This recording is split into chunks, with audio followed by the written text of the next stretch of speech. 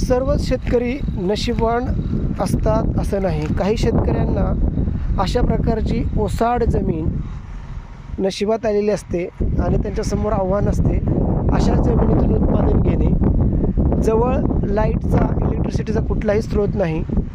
Bore मारले तरी प्रथम लाईटची व्यवस्था करावी लागणार. शेतामध्ये प्रचंड खर्च करावा लागणार, कारण जमीन नापीक आणि ओसाड असल्यामुळे याच्यावरती खर्च करून बोर मारून लाईटचं सगळं शेत हे करण्याचा कमीत कमी खर्च 5 लाख रुपये असेल. त्यामुळं काही शेतकऱ्यांसमोर अत्यंत कठीण असे आव्हान उभे आहे.